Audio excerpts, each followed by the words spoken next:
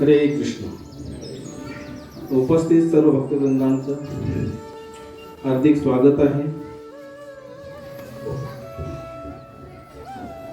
आजच्या या आपल्या सत्संग कार्यक्रमामध्ये आज विषय होता रियालिटी ऑफ क्रिश्चियनिटी. पण तंत्र आहे, पण पडते त्याच्याशिवाय सांगता येणं शक्य नाही. विषय थोडासा कॉम्प्लिकेटेड आहे, पण मी एकटा बघून चालणार नाही, आपण सर्वांना दिसलं पाहिजे. ठीक आहे, दुसरा विषय घेऊया. तर आजचा दिवस पण फार शुभ आहे, त्यामुळे आपण दुसऱ्या विषयाला घेऊ शकतो. आज कोणता दिवस आहे? रथ सप्तमी आहे ना. रथ सप्तमी काय आहे विशेषता या दिवसाची? रथ सप्तमी आपण का साजरी करतो? कोणी सांगू शकेल? सकाळी सर्वांनी दुधाला उकळी आणली. काय काय आहे आजच्या दिवसाचं महत्व? भगवान सूर्यदेवांचा प्राकट्य दिवस आहे ना. त्यांच्या स्मरणात आपण हा रथ सप्तमी महोत्सव साजरा करतो. परंतु गौडीय वैष्णवांसाठी हा दिवस अत्यंत महत्वाचा आणखी एक कारणासाठी. ते कारण कोणतं आहे? नाही, विश्वदेव नाही, श्रीमद अद्वैत आचार्य यांचं प्राकट्य दिवस है ना. तर आज 12 पर्यंत उपास होता. त्यांच्यासाठी आपण उपास करतो. तर इथं पंचतत्व आहेत, आपण पाहतो आपल्या अल्टरवरती आहे ना. यांच्यामध्ये महाप्रभूंचे जे 4 परिकर आहेत, त्यामध्ये जे सर्वात सिनियर मोस्ट आहेत तर ते कोण आहेत? अद्वैत आचार्य. तर भगवान जेव्हा पण या भूतलावरती प्रकट होतात, त्यांनी प्रकट होण्यापूर्वी त्यांचे पार्षद पहिल्यांदा येतात. काय येतात पार्षद पहिल्यांदा? जसा कोणी पण VIP व्यक्ती असेल, तो जर येणार असेल, समजा मोदी साहेब इथं येणार असतील, तर पहिले डायरेक्ट मोदी येतील का इथं? नाही येणार. त्यांचे परिकर पहिले येणार, पार्षद पहिले येणार. रस्ते मोठे होतील, रस्ते स्वच्छ होतील, सर्व सुख सुविधा उपलब्ध केल्या जातील. भले ते 5 मिनिटासाठी येऊ द्या, परंतु त्या 5 मिनिटासाठी सर्व सुविधा केल्या जातात. त्याचप्रमाणे जेव्हा साक्षात अनंत कोटी ब्रह्मांड नायक भगवान श्रीकृष्ण प्रकट होणार असतील, तर त्यांच्यासाठी पण तशी योजना करण्यासाठी, तशी व्यवस्था करण्यासाठी त्यांचे परिकर इथे येतात. आणि म्हणूनच भगवान मग रामलीला असो, कृष्ण लीला असो किंवा गौर लीला असो, मुलांना थोडं बाहेर घेऊन गेलं तसं आहे, म्हणजे बाकीच्या भक्तांना श्रवण करता येईल असं. तो कोणतीही लीला असू द्या, भगवंतांचे परिकर प्रथम येतात आणि तशी व्यवस्था करतात. तर गौर लीलामध्ये अद्वैत आचार्य यांचं प्राकट्य सर्वात प्रथम आहे. चैतन्य महाप्रभूंपेक्षा ते 55 वर्ष मोठे आहेत. किती? 55 वर्ष आधी प्रकट झालेले आहेत. तर एक भूमिका तयार करण्यासाठी, एक आधार तयार करण्यासाठी अद्वैत आचार्य यांचं प्राकट्य आहे. मागच्याच रविवारी आपण पुष्पाभिषेक हा महोत्सव साजरा केला. तर पौष महिन्यामध्ये प्रभूंची सुंदर कथा गेली. या महिन्यामध्ये येतो म्हणून पुष्पाभिषेक नाव आहे, त्याच्यातूनच पुष्पाभिषेक नाव आलं. कारण हा महिना म्हणजे सर्वात सुंदर महिना आहे. सर्व लोक आनंदी असतात है ना. का आनंदी असतात? कारण भरभराट असते. कशाची? धनधान्यांची, फळांची, फुलांची, आणि आपलं स्वास्थ्य आहे. सर्व लोक प्रसन्न असतात या महिन्यामध्ये. आता थोडं व्हायरल फिवर आहे म्हणून थोडंसं आहे साथ, नाही तर हा हेल्दी सीझन म्हणतो आम्ही डॉक्टर लोक. म्हणजे बाकी सर्वजण प्रसन्न असतात डॉक्टरांना सोडून. डॉक्टरांकडे पेशंट कमी राहतात. भौतिक जगत आहे, एकाचं दुःख दुसऱ्याचं सुख आहे या जगामध्ये. तर या महिन्यांमध्ये डिसेंबर जानेवारीमध्ये अनेक प्रकारचे अन्नधान्य प्रकट होत असतात. आणि म्हणून भूदेवी जी भगवंताची भार्या आहे, ती भगवंतांना गिफ्ट देऊ इच्छिते, काहीतरी भेट द्यायची मला. आणि म्हणून ते एवढे सुंदर, मग आपण जे भक्त आहेत जे भूदेवीकडून मिळालेलं आहे तेच धान्य भगवंतांना समर्पित करायचं असतं. खनिज भूदेवी जे काय काय देते, जसं सोनं चांदी भगवंतांना अर्पण केलं पाहिजे. किती जणांनी आणले? तर आता आणू शकत नाही अशी अवस्था झालेली आहे. दिवसाला 2-2 हजार वाढते. तर मग सर्वात सोपं काय आहे? फुलं. सुंदर सुंदर फुलं भगवंतांना द्यायची, अर्पण करायची, त्यांचा अभिषेक करायचा. भगवंतांना सर्वात जास्त प्रिय फुल कोणतं आहे? कमळाचं आहे. हा, अजून गुलाबाचं आहे. आणखी बरं, भगवंतांना सर्वात प्रिय अशी माळा कोणती आहे? कोणती? वैजंती माला आहे ना, वैजंती माला धारण करतो. आणखी तुलसी माला पण भगवंतांना खूप प्रिय आहे. पण याच्यापेक्षा अजून एक प्रिय माला आहे. कोणती माला आहे? अजून भगवंत एक माला अत्यंत प्रिय आहे. आठवते का मला ते? खूप प्रिय आहे भगवंतांना ती माला.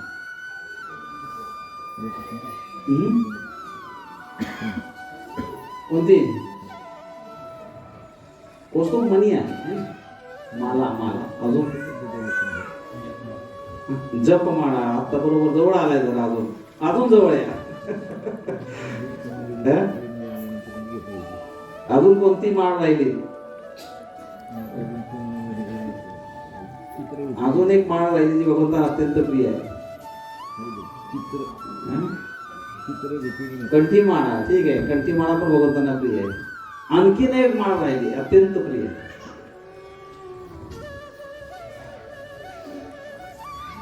सगळ्या माळा सांगा.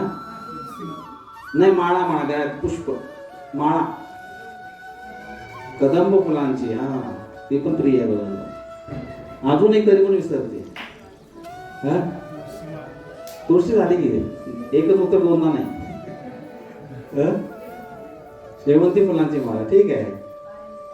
आता मी जवळ आलो म्हणलो होतो, त्याच्यावरून अंदाज बांधा की प्रभूजी म्हणजे ते. ठीक आहे, सांगतो, जाऊ द्या. तर भगवंतांना सर्वात प्रिय जर माळ आहे कोणती, तर ती आहे भक्त माळ. कोणती माळ आहे? भक्त माळ. तर भगवंत भक्तांच्या पुष्पांची माला धारण करतात. म्हणजे काय हो? तर नाभा गोस्वामी जे ब्रह्मदेवांचे अवतार आहेत, यांनी एक सुंदर ग्रंथ लिहिला. त्या ग्रंथाचं नाव आहे भक्तमाल. काय नाव आहे? भक्तमाल. भगवंतांच्या भक्तांचं सुंदर सुंदर चरित्र जे आहे ते वर्णन त्या भक्तमाल मध्ये केलेलं आहे. तर नाभा गोस्वामीजी म्हणतात, ज्याप्रमाणे रामायण मध्ये भगवान श्रीराम प्रकट आहेत, ज्याप्रमाणे श्रीमद भागवत मध्ये भगवान श्रीकृष्ण प्रकट आहेत, तसेच हा जो ग्रंथ आहे भक्तमाल, यामध्ये भगवंतांचे अत्यंत प्रिय असे भक्त सर्व प्रकट आहेत. जवळजवळ 200 भक्तांचं सुंदर चरित्र या भक्तमालमध्ये आहे. आणि याचे जे शिरोमणी आहेत भक्तमालचे, ते कोण आहेत? तुलसीदास गोस्वामीजी आहेत. तर एकदा असंच प्रवचन चाललं होतं, नाभा गोस्वामीजी प्रवचन. याच्यावर टिप्पणी जी आहे ते प्रियदासजी यांनी केलेली आहे. तर ते प्रवचन चाललेलं होतं आणि एक व्यापारी तिथं आला. व्यापारी आल्यानंतर सत्संग चाललाय म्हणल्यानंतर बसला. त्याला काय असं अध्यात्मामध्ये रुची नव्हती, तर येऊन बसला, श्रवण करायला लागला. तर ही जी आता मी तुम्हाला सांगितलं हेच शब्द त्यानं ऐकलं की रामायणामध्ये श्रीराम प्रकट आहे, श्रीमद भागवत मध्ये जशाप्रमाणे भगवान श्रीकृष्ण प्रकट आहे, तसेच भक्तमालमध्ये कोण प्रकट आहेत? त्यांचे भक्त प्रकट आहेत. एवढं त्यांनी ऐकलं. आणि नंतर त्यानं मग प्रवचन संपल्यानंतर त्यांना विनंती केली की मला याची एक फोटो कॉपी पाहिजे, म्हणजे प्रतिलिपी. आणि त्यावेळेला काही झेरॉक्स वगैरे नव्हत्या. जर कुठला ग्रंथ द्यायचा असेल तर त्याला स्वतः लिहायला लागायचं. आणि मग त्यांनी पाहिलं की हा व्यक्ती कसा पाहिला तरी भौतिकवादी आहे, परंतु याची एक कुठल्या तरी गोष्टीवर श्रद्धा बसलेली आहे. म्हणून त्यांनी 1-2 महिन्यामध्ये ते पुन्हा टिप्पणी लिहिली आणि तो ग्रंथ तयार करून त्या शेठजींना दिला. आता ते आले घरी. आल्यानंतर त्यांनी त्याला सुंदर अशा रेशमी कपड्यामध्ये गुंडाळला, जसं आपण भगवद्गीता गुंडाळतो, आणि ठेवली कपाटामध्ये, आहे ना. तर ग्रंथ जे असतात ते वाचण्यासाठी असतात. बहुतांश वेळी आपण विसरून जातो, आहे ना. आपण पूजा अर्चना जास्त करतो ग्रंथांची. तर ग्रंथ आहे आणि मुलांना सांगितलं त्यानं काय की हा ग्रंथ फार महत्वाचा आहे, जर मी विसरलो कधी तर मला आठवण करून द्या, मृत्यू समयी तर नक्की आठवण करून द्या. म्हणजे मुलं ठीक आहे. आणि नंतर मग आपल्या काम धंद्यामध्ये एवढा व्यस्त झाला की त्याला समजलंच नाही कधी ग्रंथ आणलेला आहे आपण वाचला पाहिजे, काही नाही, वर्षानुवर्ष तिथंच राहिला. आणि जसं सर्वांच्या जीवनामध्ये एक गोष्ट निश्चितपणे येणार आहे, काय येणार आहे? एक मुखाने बोला, मृत्यू येणार आहे ना. तर त्याच्या जीवनामध्ये पण तो क्षण आला. आता मृत्यू समय होतं काय? मुकुंद माला मध्ये काय सांगितलं गेलं? काय होतं? कंठामध्ये कफ दाटून येतो. बोलायची इच्छा असते पण व्यक्ती बोलू शकत नाही. मन अत्यंत चंचल होतं. गरुड पुराणमध्ये मी सांगितलं आपल्या सर्वांना, आहे ना. दयनीय अवस्था असते. याच्यामध्ये काय बुद्धी काम करत नसती, मन चंचल झालेलं आहे, इंद्रिय शिथिल झालेले आहेत. अशा कंडिशन मध्ये हा व्यक्ती मुलांना बोलू लागला. डोळ्याने इशारा करायचा, हात थोडा हलवतो, असा असा करायचा. मुलं म्हटली बाबांना काहीतरी पाहिजे. म्हणजे काय पाहिजे तुम्हाला? तर त्यांनी असं बोट दाखवलं त्या कपाटाकडे ज्यामध्ये ती ग्रंथ होता. मग त्यांच्या लक्षात आलं ह्यांनी आपल्याला सांगितलं होतं की माझ्या मृत्यू समय तो ग्रंथ आणा. मग ते पळत जाऊन तो लाल कापड, रेशमी कापड बाजूला केलं, तो ग्रंथ उघडला आणि त्यांच्या जवळ दिला. त्यांनी आपल्या छातीवर कवटाळून धरला ग्रंथ. आणि जसा ग्रंथ छातीवरती ठेवला, तरी सत्य घटना आहे, त्या व्यक्तीचा ज्याचा कंठ दाटून आला होता तो स्पष्टपणे बोलू लागला. डोळ्यातून अश्रुधारा वाहू लागल्या. मुलं म्हणाली बाबा आता तुम्हाला काय बोलता येत नव्हतं, आता तुम्ही एकदम स्पष्ट बोलत आहात, तुमच्यामध्ये नव चेतना जागृत झालेली, असं कसं काय? तर ते म्हणले मला बोलता काय येत नव्हतं. बघा गुपित आहे याच्या मागचं, त्यांनी सांगितलेलं आहे. व्यक्तीचं कंठ दाटून येणे आणि सर्व घाबरगुंडी होणे याचं कारण आहे. तो म्हणला मला बोलता येत नव्हतं कारण माझ्यासमोर यम उभे होते. तर यमदूत एवढे भयंकर असतात, त्यांच्या पाहिल्यानंतर निश्चितपणे आपल्याला घाम फुटणारच आहे. तर तो म्हणला मी जेव्हा पाहिलं तर यमदूतांना मला काही सांगता येईना, काही बोलता येईना. मग आता कसं बोलू लागला? म्हणला तुम्ही आता हा ग्रंथ आणला, तो ग्रंथ माझ्या हृदयावर ठेवला आणि हे सर्व 200 भक्त सर्व तिथं प्रकट झाले त्या क्षणाला. असे भक्त आहेत कृपाळू. सर्व भक्त नामदेवजी, तुकाराम महाराज, सखूबाई, संत कबीरदास, रोहिदास, हे सर्व भक्त जसे प्रकट झाले त्या क्षणाला ते यमदूत तिथनं पलायन केलं त्यांनी. आणि यांनी मला धीर दिला, तू घाबरू नको, तुला वैकुंठाला नेण्याची आमची जबाबदारी आहे. म्हणून भक्तांचा आश्रय जो आहे तो परम आश्रय आहे. आणि याचं उदाहरण असं आहे की त्यानंतर त्या व्यक्तीनं प्राण सोडले, परंतु त्यांच्या परंपरेमध्ये सर्वच लोकांनी नंतर भक्तमान आपल्या जवळ ठेवायला सुरुवात केली.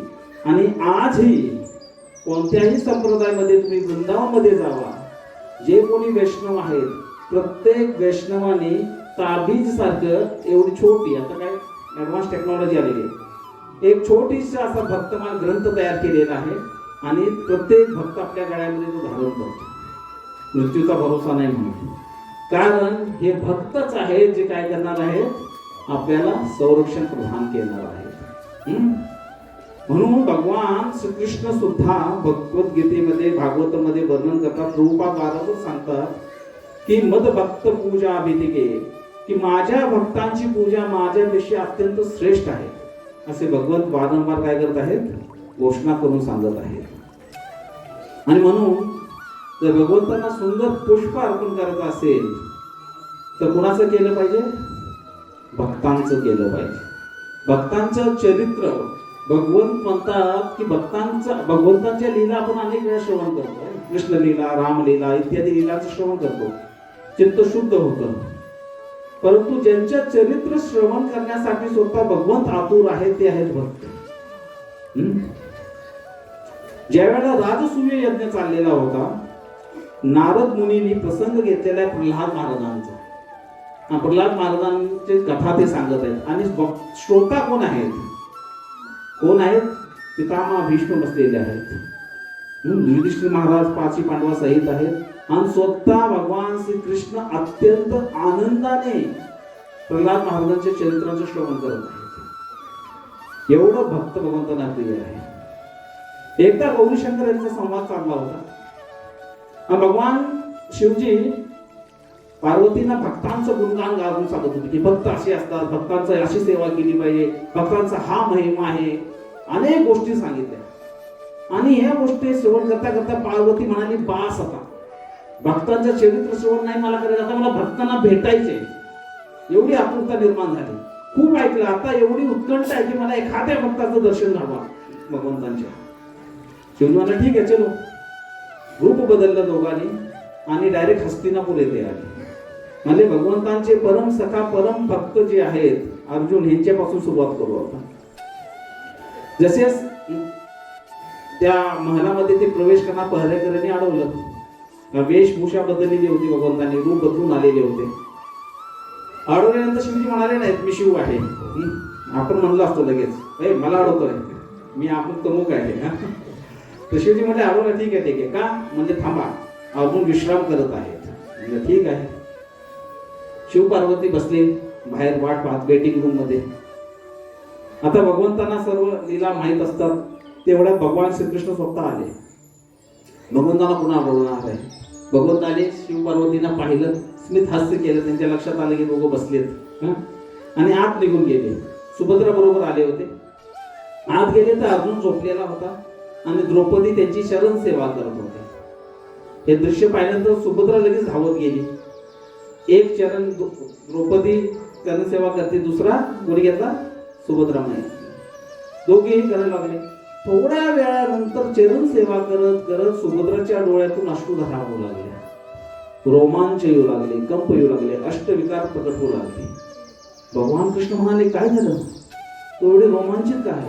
म्हणजे मी अर्जुनाचे चरण सेवा करत आहे, परंतु मला या चरण सेवा करत असताना त्यांच्या रोम रोमातून कृष्ण गोविंद हरे मुरारे, कृष्ण गोविंद हरे हे उच्चारण येत आहेत.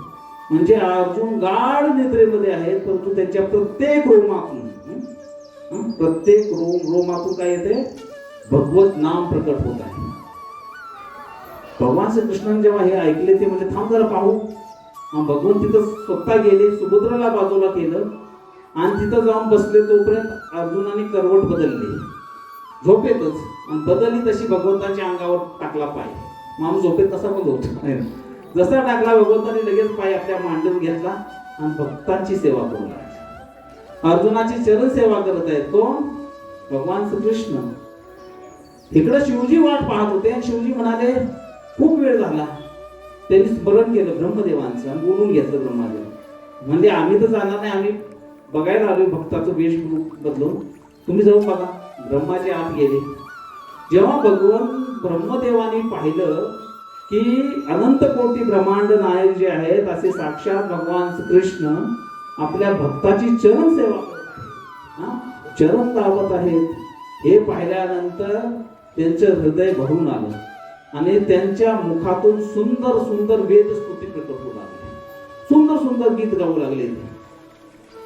आता ब्रह्माचे गीत गातात, भगवान श्रीकृष्ण भक्ताची सेवा करत आहेत, शिवजी बाहेर उभे आहेत, बसलेले आहेत. बराच वेळ झाला अजून का नाही आले. मग जेव्हा मोठी समस्या असेल ती कुणाचं स्मरण होतं? कोण येतं? नाही, भगवंताच्या पहिले एक व्यक्ती येते सर्व समस्यांचा हल करणार, नारदजी. विसरायचं नाही. जो कभी ना रद हो वो नारद, कधीच रद होत नाही ते. तर नारदांचं स्मरण केलं. नारदजी आले वीणा घेऊन. मग भगवान शिवजींचं पुढे पाहिलं, नाथ इशाऱ्याने आत गेले. मग त्यांनी पाहिलं काय, ब्रह्मदेवाच्या डोळ्यातून अश्रुधारा वाहतात, सुंदर वेद स्तुती गात आहेत, भगवान श्रीकृष्ण चरण सेवा करत आहेत. नारदजी म्हणले म्युझिक कमी आहे, वीणा वाजवायला सुरुवात केली. सुंदर वीणा वादन चालू झालं. आता शिवजींचा धीर संपला, बाहेर बसला. नक्कीच चाललंय काय म्हणजे आज जाऊन बघायलाच पाहिजे. ओरिजिनल रूपात आले म्हणजे चला बाजूराव भरे करे आता पास झालं. आत गेले आणि आत गेल्यानंतर बघितलं तर सुंदर दृश्य. द्रौपदी, सुभद्रा, त्यानंतर अर्जुन झोपलेले आहेत, चरण सेवा भगवान श्रीकृष्ण करत आहेत, ब्रह्माजी वेद स्तुती गात आहेत, नारदजी वीणा वाजवत आहेत.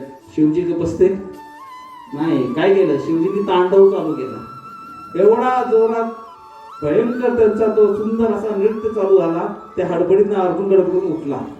अरे ते तुम्ही सगळे इथं का जमा झाला? आणि मग त्यांना सर्व प्रसंग समजला. तर पहा, ही फार सुंदर कथा आहे, पुराणांमध्ये येते. तर ही आपल्याला हे दाखवते की भगवंत आपल्या भक्तासाठी काहीही करतात. भगवंतांना त्यांचे भक्त किती प्रिय आहेत, अत्यंत प्रिय आहेत. आणि म्हणून ज्या ज्या वेळेला भक्तांचं चरित्र गायलं जातं तिथं तिथं भगवंत प्रसन्न होतात. आणि आज अद्वैत सप्तमी आहे म्हणून आपण थोडंसं अद्वैत आचार्यांच्या बद्दल त्यांचं गुणगान गाण्याचा प्रयत्न करूया.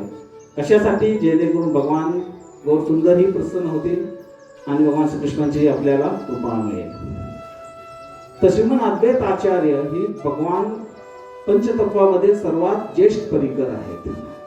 जसं मी सांगितलं, जवळजवळ 55 वर्ष मोठे आहेत कृष्ण चैतन्य महाप्रभूपेक्षा. तर भगवान श्रीकृष्ण ज्या वेळेला हे भूलोक सोडून गेले, त्यांनी आपल्या लीला संपवल्या, त्यानंतर अनेक संप्रदाय उदयास आले होते. आज तसा मी ख्रिश्चॅनिटीचा तोच विषय घेतला होता, ख्रिश्चॅनिटी कशी आली. तर अनेक संप्रदाय उदयास आले होते.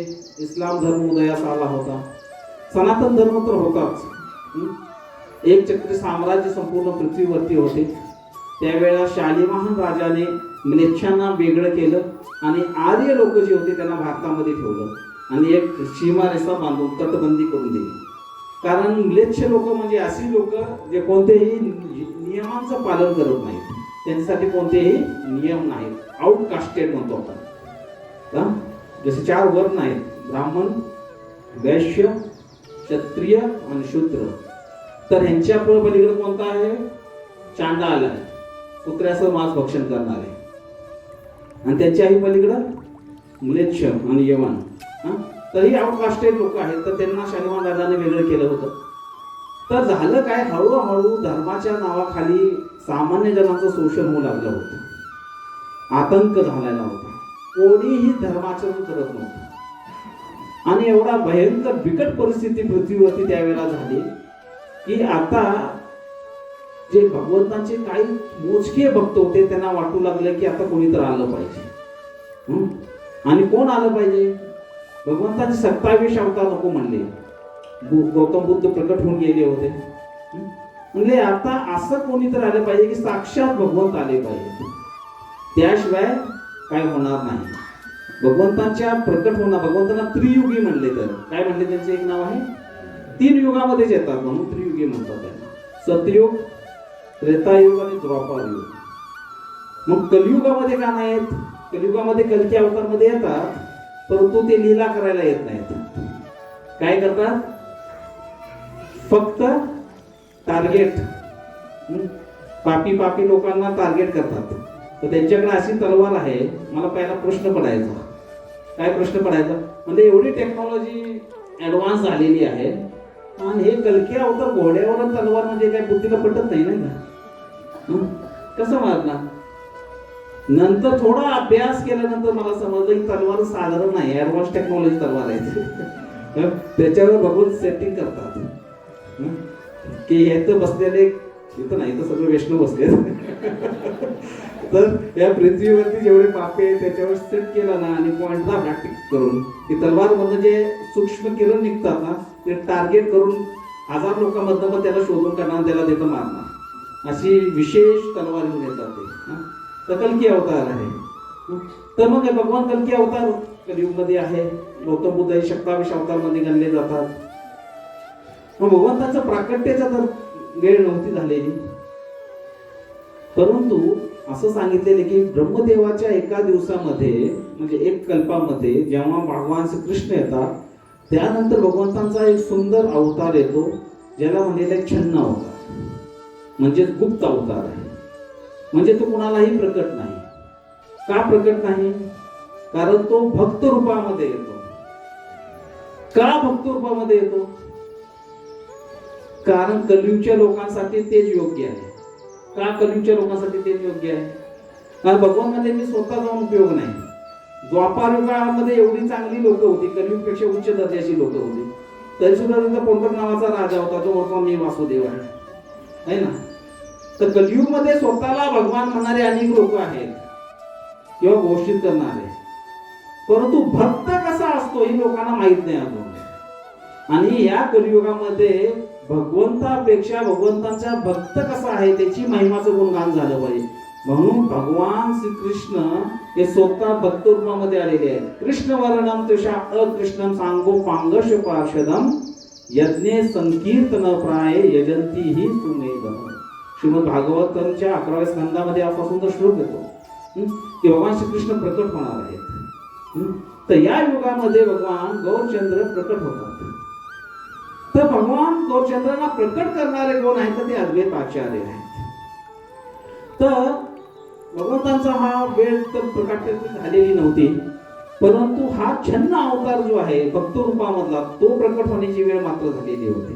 आणि म्हणून जेव्हा सर्वत्र आतंक माजलेला होता, अधर्म चाललेला होता, अत्याचार चाललेला होता, सामान्य जणांचं शोषण चाललेलं होतं, त्यावेळेला जेव्हा सर्वत्र हाहाकार होता त्यावेळेला एका व्यक्तीला काळजी खूप लागते. ह्या भौतिक जगाचे माता पिता कोण आहेत? कोण आहेत माहिती? ह्या भौतिक जगामध्ये आपले सर्वांचे माता पिता कोण आहेत? सर्वांचे म्हणतोय, व्यक्तिगत आपले आहेत माता पिता, परंतु सामूहिकरित्या या भौतिक जगातील माता पिता कोण आहेत? कोण? हा, शाश्वत माता पिता कृष्ण आहेत, है ना. परंतु या भौतिक जगामध्ये जेव्हा आपण येतो त्यावेळेला आपले माता पिता असतात शिव आणि पार्वती. म्हणून पंचदेवता आहेत सनातन धर्मामध्ये. पंचदेवतांची उपासना सांगितली. कोणते 5 देवता आहेत ज्यांची उपासना आपल्या सनातन धर्मामध्ये सांगितली? पहिले कोण? शिवजी, बरोबर. दुसरे गणेशजी. तिसरी दुर्गा माता पार्वती. आणखीन चौथे सूर्यदेव. 5वे भगवान विष्णू, है ना. हे पण मग या पंचदेवतामध्ये फॅमिली मधले 3 मेंबर्स कोण आहेत?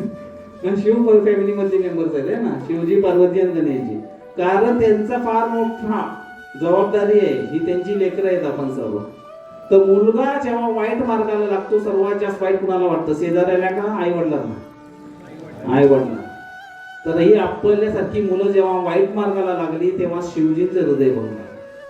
शिवजी अत्यंत दुःखी झाले, कष्टी झाले.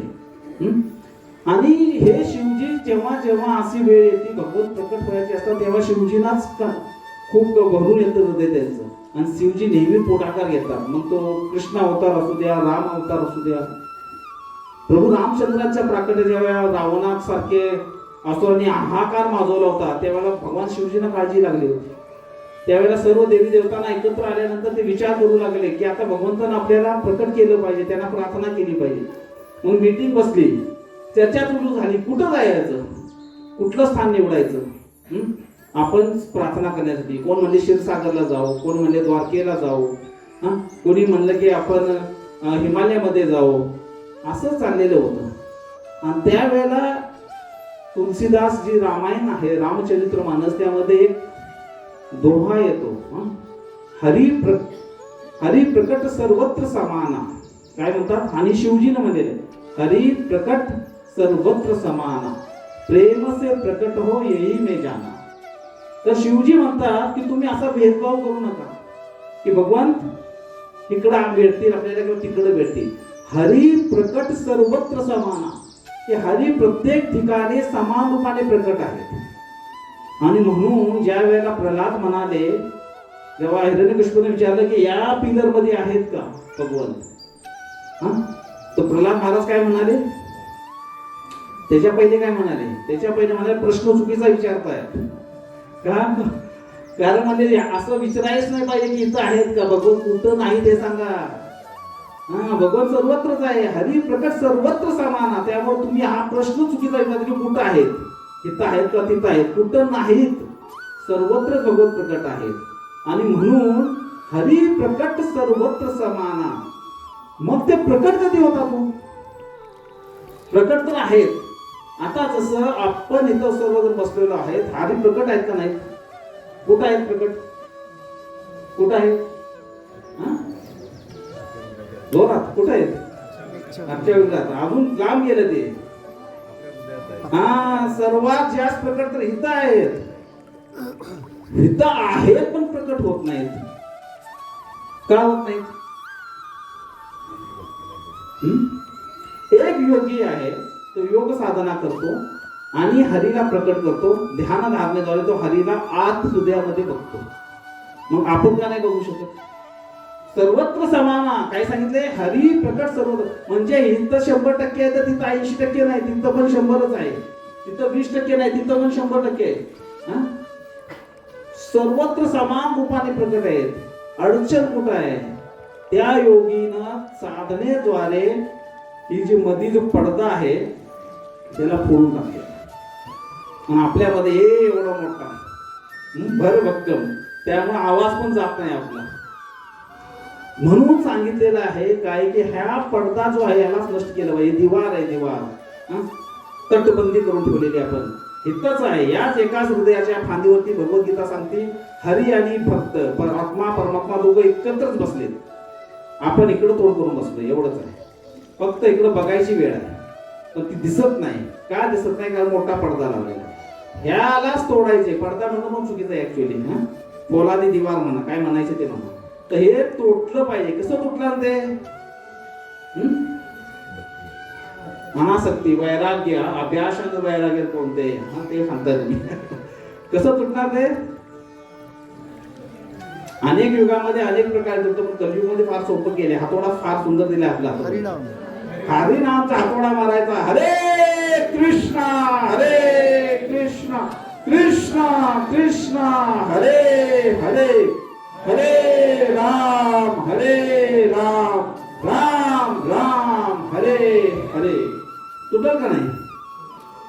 काय करायचे? मारत राहायचं हातोडा. त्या भिंतीवरती रोज मारायचे. तुम्हाला माहिती आहे का? फार पूर्वी एक कैदी होते काही, ज्यांना असं बंद करून ठेवलेलं होतं. मोठी तटबंदी होती. त्यातले एक 10 कैदी काय करायचे माहिती आहे का? रोज एका ठिकाणी जाऊन आपली डोकं आपटत राहायची. डोकं आपटायचे बरं का, डोकं. आणि पाहिलंकरांना वाटायचं यार मूर्ख आहेत, फ्रस्ट्रेशन मध्ये गेले म्हणून डोके आपटतात. त्यांचा नियम रोज जाऊन डोकं आपटायचं त्याच पॉइंटला.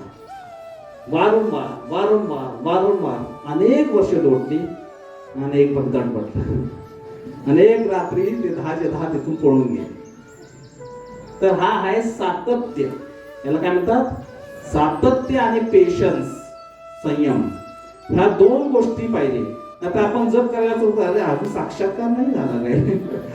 जप तर चाललाय, पण काय अनुभूती पाहिजे ना. काहीतरी अनुभूतीच होत नाहीये. थोडा मारत राहा. आपल्याला माहित नाही की किती वेळ आहे अजून. फक्त एक शेवटचा ठोका पडेल आणि भिंत तुटेल आणि आपण डायरेक्ट भगवत रावाकडे जाऊ. पण हातोडा मारायचा सोडायचा नाही. आता शेवटचा मारण्यापूर्वी हातोडा टाकला, अरे मूर्ख आहे. आता एक शेवटचा मारायचा होता, म्हणजे एक नाम राहिलं होतं. जसं मी सांगितलं ब्रह्मवैवर्त पुराणमध्ये काय सांगितलंय? एका जन्मामध्ये 100 करोड जो नाम जप करेल त्याला, जसे तुकाराम महाराजांना घेऊन जाण्यासाठी वैकुंठातून विमान त्यासाठी येईल. आपला एक नाम शिल्लक राहिला, हातोडा सोडून दिला तर आपल्यासारखं दुर्भाग्य आपलं नाही. भगवंतांचा नियम आहे. काय आहे? की मी जसं बोलतो तसंच करतो. माझे जे नियम आहेत. म्हणून व्यक्तीना संयम नाही सोडला पाहिजे. काय केलं पाहिजे? सातत्य ठेवलं पाहिजे. तर त्याप्रमाणे मग ते भिंत तुटू शकते आणि आपण भगवंतांना प्राप्त करू शकतो. तर इथं अद्वैत आचार्य जे आहेत आपण पाहतो की 50 वर्ष गेली तरी त्यांची साधना चालू आहे. काय साधना केली होती त्यांनी? शालिग्राम शिला होती, नरसिंह शिला. त्याला ते रोज जलदान करायचे. गंगाजल आणि तुलसी दल. तुलसीची मंजिरे सुंदर सुंदर भगवंतांना अर्पण करायचे. आणि एकच पुकार लावायचे. काय? प्रकट हो, अवतार लो प्रभू, अवतार लो. डूबते होय को सवार लो, अवतार लो, अवतार लो. एवढं करुणा पोटी ते बोलवायचे. कुणासाठी अवतार घेणार होते ते? स्वतःसाठी नाही, सर्व जगताच्या कल्याणासाठी. का? कारण हे अद्वैत आचार्य साधारण व्यक्ती नाही. कोण आहेत ते? कोण आहेत? भगवान विष्णू नाहीत. फक्त विष्णू नाहीत. तर मी सांगत होतो की कुणाला काळजी लागते, शिवजींना काळजी लागते. ज्या वेळेला संकट येतं मुलांच्यावर त्यांच्या, तेव्हा शिव पार्वती व्याकुळ होतात. तर शिव भगवान जे आहे शिवजींना कळवून आलं आणि म्हणून त्यांनी प्रार्थना चालू केली. काय प्रार्थना चालू केली होती की आता भगवत प्रकट झाले पाहिजे. तर प्रेम से प्रकट हो यही मैं जाना. आपला चर्चा काय चालली होती की भगवान सर्वत्र समान रूपाने प्रकट आहेत आणि ते प्रकट कसे होतात. पुढच्या श्लोकामध्ये दोहेमध्ये प्रेम से प्रकट हो यही मैं जाना, हरि प्रकट सर्वत्र समाना. प्रकट कसे होतील, प्रेमाद्वारे. हरिनामाचा हातोडा म्हणजे काय आहे, प्रेम आहे. म्हणून प्रेमाने भक्तिभावाने जेव्हा आपण नाम घेतो त्यावेळेला त्या नामाला प्रतिसाद देण्यासाठी भगवान प्रकट होत असतात. प्रेम से प्रकट हो यही मैं जाना. आता प्रश्न असा की प्रेम कसं प्रकट होतं, इथपर्यंत आला. आपण प्रॉब्लेम सॉल्व्ह करत चाललोय या पेपर. आता प्रेम कसं प्रकट होणार हृदयामध्ये. बर एखाद्याला चांगलं उदाहरण नाही पण देतो. बेवडा बनायचे एक नंबर अट्टल शराबी. कसा काय करायला लागेल, त्याला ट्रेनिंग घ्यायला लागेल का, कॉलेज जॉईन करायला लागेल, कोचिंग करायला लागेल, नाही. काय काय करायला लागेल, काही नाही करायचं. बेवड्यांच्या संगती जाऊन बसायचे, फक्त बसायचं. म्हणायचं पण नाही मला प्यायचे, फक्त बसायचं. हळू हळू हळू काय होतंय, एक से क्या होगा, दो से क्या होगा, तीन से क्या होगा, असं करत करत मग अट्टल बेवडा बनतो होतो. काय केलं त्यानं, संग केला. The birds of same feather flies together, एक रंग के पंछी आकाश में उड़ते हैं ना, त्याप्रमाणे. म्हणून संग, म्हणून प्रेम कसं प्रकट होता, सत्संग से प्रेम प्रकट होता. प्रेम कसं प्रकट होता, सत्संग से. म्हणून सत्संगामध्ये आलं पाहिजे. कुठल्या सत्संगामध्ये, सत्संग अनेक आहेत बघा, सत्संगाचे अनेक प्रकार आहेत, भरपूर सत्संग आहेत. तर प्रेमी भक्तांच्या सत्संगामध्ये आलं पाहिजे. ज्ञानी भक्तांच्या सत्संगामध्ये गेलं की तुम्ही ज्ञानी होणार, आहे का तुम्ही. योगी भक्तांच्या सत्संगामध्ये गेला, आर्ट ऑफ लिव्ह बोललं नाही पाहिजे, पण जिथं जाईल तिथं तुम्ही योगासनं शिकणार. अष्टांग योगीच्या सत्संगामध्ये गेला तसे म्हणणार. परंतु जिथं भगवंत प्रेम करणारे भक्त त्यांच्या संघात गेला की काय होणार, प्रेम प्रकट होणार. कारण की या जगामध्ये तो सत्संग शोधून काढला पाहिजे. कलियुग आहे, कलियुगचा काय गुणधर्म आहे हो. कलियुग म्हणजे काय, त्याच्या नावामध्ये काय आहे, कलह आणि दंभ आहे ना. इथं भयंकर परिस्थिती आहे, फसवणारे लोक आहेत पावलो पावलं गणित. म्हणून अनेक प्रकारचे सत्संग, अनेक प्रकारचे लोक आपल्याला इथं पाहायला मिळतात. बोलो श्री सीताराम गौरसुंदर भगवान की. तर योग्य सत्संग कुठं आहे हा शोधला नाही तर आपली फसवणूक होती. आणि म्हणून पहा, एक कथा सांगतो, फार सुंदर गोष्ट आहे. एक व्यक्ती होता बनिया. बनिया ऐकलंय ना, बनिया म्हणजे मारवाडी बनिया म्हणा. ती मारवाडी कशासाठी प्रसिद्ध आहे, कोणी नाही नाही तर मारवाडी. मारवाडी बनिया म्हणजे चिंगूस, महाकंजूस. तो महाकंजूस होता, महाकंजूस. कुणाला काही त्यानं आयुष्यात दिलं नाही, 1 रुपयाचं दानधर्म केलं नाही. जे काय धन याचं ते तिजोरीमध्ये लॉकअप मध्ये. पत्नी परेशान, भयंकर रित्या भरून गेलं. काय खर्चच करत नाही म्हणल्यावर. बायकांना खर्च केला तर आवडतं, नुसतं पैसे धरतो बघायला आवडतं, नवऱ्याला आवडतं, आणि खर्च करायला पत्नीला आवडतं. असा नियम आहे सृष्टीचा. तर मग हा तिजोरीमध्ये सर्व धन दौलत लपून ठेवायचा. पैसे तर भरपूर आहेत, लोकांना माहीत होतं. मग एक ठग होता, ठगाचं काम काय, ठगणं. त्यानं सुंदर एक साधू वेश धारण केला आणि भगवा वापरला खास करून, कारण भारतामध्ये भगव्याला जास्त सन्मान आहे. तर भगवा वस्त्र धारण केले, जटा वगैरे लावले सुंदररित्या नकली, आणि निघाला आपला. साधारण साधू लोक भिक्षाम देही म्हणतात, पण हा भिक्षाम देही पण म्हणला नाही, ठगच होता ना. गेला त्या शेठजीकडे, शेठजीने बघितलं, दादा माझ्याकडे काय पुढे पुढे. काही नाही हो, मला काही नको आहे, मी चाललोय काशी यात्रेला, मला फक्त थोडा वेळ विश्राम करायचा आहे. विश्राम करायचं ठीक आहे, काही नको ना नक्की नाही काही नको. ते काय तुमच्या तिथं बाहेर झाडाखाली जी झोपडी आहे तिथं मी राहतो, मोकळीच आहे ना मला, हो मोकळी आहे. हा येऊन झोपला तिथं. आता ह्याला सेठजी आहे, शेवटी मनुष्य आहे, त्याला वाटलं पाणी तर विचारावं त्याला, कमीत कमी पाणी द्यायला काय जातंय ना. म्हणलं साधू महाराज थोडं पाणी पिणार का? म्हणलं नाही नाही नाही, हे काय माझं कमंडूल आहे, हे समोर नदी आहे, पळत गेला कमंडूल मध्ये पाणी होणार आहे का? पाणी आहे माझं माझ्याकडे. अरे विशेष आहे, काहीच घेत नाही.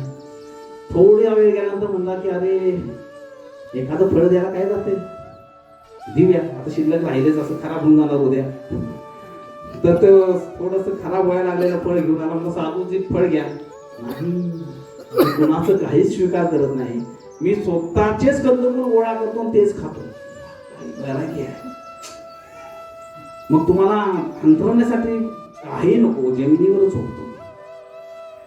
हा फार प्रसन्न झाला. म्हणला की साधू सेवा घडते, रुपया खर्च नाही. पहिल्यांदा असं झालं, नाही तर खर्च येतो बघा. तर साधू सेवा ती पण 1 रुपया खर्च नाही. मान पण मिळाला, अध्यात्म पण घडलं पहिल्यांदा, आणि तिजोरी पण सुरक्षित आहे. दुसऱ्या दिवशी हे साधू महाराज उठले, म्हणजे खूप खूप धन्यवाद तुमचं. तो म्हणला जरा जोरात सांगा, सगळ्यांना ऐकू द्या की मी सेवा केली तुमची. हा, तुमची सेवा खूप चांगली झाली. गेला, पुढं गेला, 2 दिवसानं माघारी आला. काय झालं, तुम्ही माघारी आला काशी? नाही नाही, काही चुकलं माझ्याकडून. काय झालं? मग केसामध्ये एक तृण होता, तो तृण काढला. हा तृण माझ्या बरोबर आला होता तुमच्या झोपडीतला. अरे बापरे, आता हा शेठजी तर फार तृण देण्यासाठी 2 दिवसांनी माघारी आला. फार प्रभावित झाला. साधू महाराज थांबायचं, थांबा, कंटाळून आला असाल तुम्ही. थांबले ते, म्हणजे ठीक आहे 1 दिवस थांबतो. मग बसला त्यांच्याजवळ. म्हणला मला पण खूप इच्छा आहे, काशीला एकदा जायचे. म्हणतात की काशी यात्रा केली पाहिजे, प्रयाग दर्शन झालं पाहिजे, विश्वनाथजींचं दर्शन करायची माझी इच्छा आहे. पण हा एवढा मोठा व्यापार, विश्वास कोणावर नाही हो माझा, कोणावरच विश्वास नाही. नोकर चाकर आहेत परंतु लबाड आहेत सगळं. का काळजी करता तुम्ही? भगवंताची इच्छा असेल तुम्ही जा. एक विनंती आहे माझी, काय, तुम्ही काय खात पित पण नाही, काय घेत नाही, तसा खर्च काहीच नाही तुमचा. तुम्ही तर काय आहात, एकदम वैरागी आहात. तर मी काशीला जाऊन येतो, थांबता का दावा येते? आता ठगायला काय पाहिजे तेच पाहिजे. म्हणला तसा मी कुणाच्याही घरी थांबत नाही, 1 दिवसाच्या 1 रात्रीच्या थांबत नाही. पण तू तुमची एवढी प्रबळ इच्छा आहे तर थांबतो मी, पण लवकर माघारी या, म्हणजे आज थांबणार नाही. आता हा थांबला आणि हे शेठजी निघाले आपले, गेले काशी तीर्थ करून आले. आल्यानंतर बघितलं सगळं ठणठण गोपाला, सगळंच गायब आहे. लक्ष्मी पण गायब आणि ग्रहलक्ष्मी पण गायब. बायकोलाच घेऊन पळाला, कारण बायको पण कंटाळली होती तिजोरीचं धन गुप्त रूपाने बघून. तो म्हणला हे धन तुझ्यावरच खर्च करणार मी, चल. गेला. आता काय म्हणला शोधून काढणार. मग तो म्हणला हा काशीच्या दिशेला सारखा काशी करायचा, तिकडेच काशी करायला गेला असं. तर मग त्या मार्गाने निघाला. रस्त्यामध्ये गेल्यानंतर त्याला आणखीन एक साधू भेटला. लोक सर्व त्याला अनेक प्रकारचे धनधान्य देत होते, फळ फुलावं देत होते. तो म्हणायचा नको, त्यांचे कोण आहे? ते म्हणले हे फार मोठे साधू आहेत, फक्त हवा खातात, पवनहारी, पवनाचा आहार करणारे, म्हणजे हवा खाणारे साधू आहेत. अरे बापरे, पवनहारी. त्यानं प्रणाम केला, परंतु पहिला अनुभव वाईट होता, है ना. म्हणतात ना की दुधानं भाजलेला छान पण फुंकून पिळतो, है ना. तर मग पहिला अनुभव वाईट होता. म्हणला तो थांबा जरा, बघतोच मी. म्हणला ह्याच्यावर पाळत ठेवायची. मग रात्रीचा त्याच्यावर लक्ष ठेवून बसला. सगळेजण झोपले, साधू महाराज पण विश्राम करायला गेले. हा झोपडीच्या शेजारी जाऊन बसला लोक पडून. जसे रात्रीचे 12:30-1 वाजले, साधू पवनहारी उठले, गंगेमध्ये गेले, त्यांचे शस्त्रास्त्र काढले आणि मासेमारी चालू केली. एक 10-12 मासे मारले. चांगले त्यांना फ्राय केले, खाल्लं, मग झोपून गेले. अरे बापरे, हा पवन हरी हा रोज रात्री मासे मारून खातोय आज. म्हणलं हे सगळे बोंडूच आहेत. ठीक आहे, असू द्या म्हणलं, आता कुठल्या साधूवर विश्वास ठेवायचा. आणि पुढं निघाला तर एका राज्यामध्ये पोहोचला आणि त्या राज्यामध्ये पाहिला की राजाच्या दरबारामध्ये खूप गर्दी आहे आणि तिथं एक फार सुंदर नृत्य चाललेलं आहे, नर्तनी, आणि एक गायक फार सुंदररित्या गात आहे. थोडं जवळ जाऊन पाहिलं तर ती नर्तकी त्याची बायको. म्हणलं माझीच आहे गृहलक्ष्मी, तिथं नृत्य करते. गाणारा बघितलं तो ठग. अरे सापडले दोघं. आता राजाला कंप्लेंट करायची की ना असं केलेलं आहे. आता ह्या ठगानं पण त्याला पाहिलं गाता गाता. आता राजा तर फार प्रसन्न होता त्याच्या गायकीवर, तिच्या नृत्यावर वाह करत होता. जसं नृत्य संपलं, राजानं त्याला बोलवलं, गायकाला म्हणाला काय पाहिजे तुला महाराज. तर महाराज काही नको, तो बनिया आहे ना त्याला फाशी द्या. एकही प्रश्न न विचार करा. आता फाशी द्या. बनियाला काय सुधरण ना, म्हणला त्या का चांगला अडकलो मी, काय करायचं. मग त्याला आत ठेवलं तर तो म्हणला तुमच्या दरबारात काही शेवटची इच्छेपर्यंत प्रश्न आहे का नाही प्रसंग. आहे की तुम्ही राजाने बोला, मग माझा निरोप द्या की माझा काय मृत्यूपूर्वीची इच्छा काय इच्छा आहे तुझी. म्हणजे मला पण गायचे, गाणं म्हणायचं. राजांना गाणं आवडतं, मी पण गाणं म्हणणार आहे, मरण्यापूर्वी एक गाणं म्हणणार. राजा म्हणला ठीक आहे बोलवा, काय गाणं गातोय ऐकूया. आल्यानंतर मग त्यानं आपला कंठ साफ केला, बसलं, दरबार भरला आणि त्यानं गाणं गायला सुरुवात केली. एक देखा तृणधारी, तृणधारी डोक्यामध्ये तृणधारी, एक देखा तृणधारी ले भागा बनिये की नारी. कुणाची नारी घेऊन पळाला होतो तो, बनिये की नारी. एक देखा तृणधारी ले भागा बनिये की नारी. राजा म्हणलं कुठलं गाणं होतं. एक देखा पवनहारी, एक देखा पवनहारी आधी रात को मच्छी मारी. रात्रीचं काय गेला, मच्छी मारून खात होता. आणि पुढे म्हणतो तो एक देखा राजा अंधा, एक देखा राजा अंधा छोडा गंदा पकडा बंदा. म्हणून राजा म्हणला कहना क्या चाहते हो भाई, काय बोलायचं तुला. मग त्या बनियानं सांगितलं हो तुम्ही मला एकदाही विचारलं नाही आणि फाशी शिक्षा दिली. ही माझी पत्नी आहे आणि हा जो ठग आहे तो ठगून माझं धन दौलत घेऊन बायको घेऊन पळालेला व्यक्ती आहे. आणि मग राजाचे डोळे उघडले. तर ही कथा सांगायचा मागचा उद्देश काय की असे भोंदू साधू आपल्याला गल्लोगल्ली मिळते. म्हणून आपण शुद्ध सत्संग शोधून काढला. मग या जगामध्ये असे सत्संग आहेत का नाही, आहेत, परंतु ते चाणक्य बुद्धीद्वारे आणि भगवंताला प्रार्थना करून तसे शोधून काढले पाहिजे. जसे हनुमान प्रसाद पोद्दार नाव ऐकले, गोरखपूर, गीता प्रेस, कल्याण मासिक प्रसिद्ध मासिक आहे. अत्यंत भगवत साक्षात्कारी व्यक्ती. श्री रूपात पण त्यांना अनेक वेळा भेटले. तर एकदा त्यांना पाठे स्वप्नामध्ये दृष्टांत आला आणि त्यामध्ये नारद मुनी आणि अंगिरा ऋषी आले आणि म्हणाले की आम्हाला तुम्हाला भेटायचे. तर ते गीता वाटिका आहे तिथं ते राहत होते. ते म्हणले की या ठिकाणी तुम्ही व्यवस्था करा, आपल्याला थोडीशी चर्चा करायची आम्हाला तुमच्याशी. हे स्वप्न होतं त्यांचं. सकाळी उठल्यानंतर त्यांना वाटलं की नाही स्वप्न जरी असलं काय विशेष काय. मग ते म्हणजे काय असेल ते असेल. ते जे झाड नारद मुनी स्वप्नामध्ये दाखवलं होतं त्या झाडाखालीच त्यांनी व्यवस्था केली. सुंदर 2 आसन विराजमान केले, धूप दीप लावून ठेवले, सुगंधी वातावरण, एकदम सत्व सात्विक वातावरण. आणि वेळ दिली होती संध्याकाळी 4 वाजता. आणि हनुमान प्रसाद पोद्दारजी बसले वाट पाहत आणि ते स्वतःचा प्रसंग या कल्याण मासिकमध्ये देतात. हनुमान प्रसाद पोद्दारजी म्हणतात की साक्षात नारदजी आणि अंगिरा ऋषी त्या दिवशी आले. मी त्यांना समोरासमोर पाहिलं. असे बसले 2 जण. त्यांनी माझ्याशी काही चर्चाविषयी केली, भगवत कथा थोड्याशा झाल्या, नंतर ते निघून गेले. आणि असे प्रसंग त्यांच्या जीवनामध्ये अनेक वेळा घडले. एवढंच जाम नाही, आपले जे परम आचार्य आहेत श्री प्रभुपाद यांना पण किती वेळा भगवत साक्षात्कार झाला. कधी कधी श्रीमद भगवत प्रवचन देत असताना, जय राधा माधव असताना त्यांचा कंठ दाटून याचा ते मध्येच थांबायचे. आणि शिष्य त्यांच्या विचार काय झालं, तुम्ही का थांबला आज प्रवचनामध्ये? म्हणजे नारद मुनी आले होते. प्रभुपादांच्या प्रवचनामध्ये देवी देवता नारद ऋषी सारखे ऋषी मुनी येऊन बसायचे. प्रभुपादांचे एक शिष्य होते, पहिले शिष्य आचार्य प्रशांत म्हणून, आचार्य प्रभू त्यांना म्हणायचे.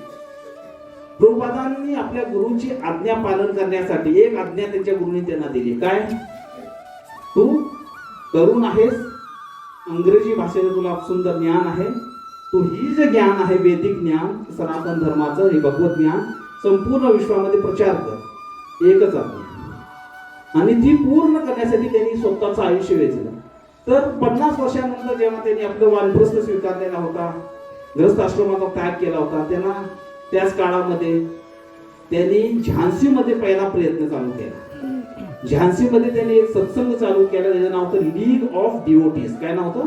League of devotees. आणि सुंदर प्रचार चालला होता. होम प्रोग्राम चालायचे, घरगुती कीर्तन चालायचे, रथयात्रा पण चालायची झान्सीमध्ये त्यावेळेला. आणि हे जे आचार्य प्रभू होते त्यांनी फार मोठं योगदान.